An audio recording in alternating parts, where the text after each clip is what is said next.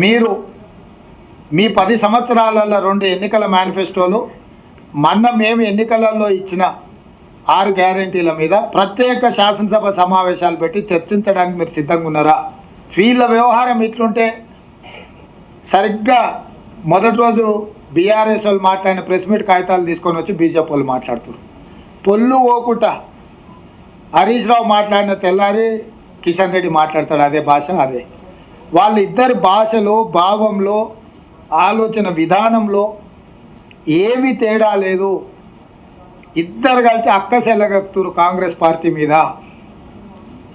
కాబట్టి కిషన్ రెడ్డి గారు కూడా చెప్తున్నా, 2014, 2019లో నరేంద్ర మోడీ గారు ఇచ్చిన ఎన్నికల మేనిఫెస్టో మీద రైతుల ఆదాయాన్ని 2 చేయడం కానీ, 2022 వరకు ప్రతి పేదవాడికి కట్టిస్తున్న ఇళ్ల విషయంలో కానీ, స్విస్ బ్యాంకులో ఉన్న లక్షలాది కోట్ల రూపాయల నల్లధనాన్ని తెచ్చి ప్రతి పేదవాడి ఖాతాలో 15 లక్షల రూపాయలు నిధులేస్తామన్న విషయం కానీ, ఇట్లా ప్రతి సంవత్సరం 2 కోట్ల ఉద్యోగాలు నిరుద్యోగులకు ఇస్తామన్న విషయంలో కానీ, 2014, 2019 భారతీయ జనతా పార్టీ ఎన్నికల మేనిఫెస్టో, 2014, 2018 తెలంగాణ రాష్ట్రపతి ఎన్నికల మేనిఫెస్టో విషయంలో, 2023 ఎన్నికలలో మా 6 గ్యారెంటీల మీద శాసనసభ ప్రత్యేక సమావేశాలు ఏర్పాటు చేసి చర్చ చేద్దాము.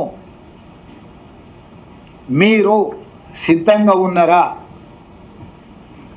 కిషన్ రెడ్డి గారు, మీరు గతంలో కేంద్ర మంత్రిగా మీరు బాధ్యత తీసుకున్న తర్వాత చంద్రశేఖరరావు గారు అపాయింట్మెంట్ అడిగితే ఇవ్వలేదు, నన్ను అభినందించలేదని మీరు తెగ బాధపడిపోయారు. కొత్త ప్రభుత్వం ఏర్పడి 75 రోజుల పైచిలుకైంది. నేనే మిమ్మల్ని మాట్లాడడానికి ప్రయత్నం చేసిన, సమస్యలు ఏమనుంటే కలుద్దామని. ఈరోజు వరకు కనీసము ఈ ప్రభుత్వాన్ని ప్రజా సమస్యల మీద ఏదన్నా ఒక అంశం మీద ఎప్పుడైనా కలిసిండ్రా మీరు?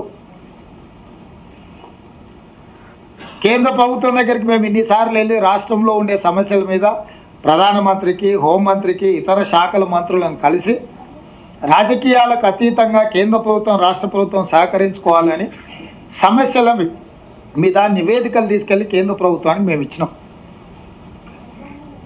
మీరెందుకు ఏదైనా ఒక సమస్య విషయంలో కానీ, తెలంగాణ అభివృద్ధి విషయంలో కానీ ఎందుకు రాష్ట్ర ప్రభుత్వానికి సహకరించాలన్న ఆలోచన మీకు లేదు కిషన్ రెడ్డి గారు?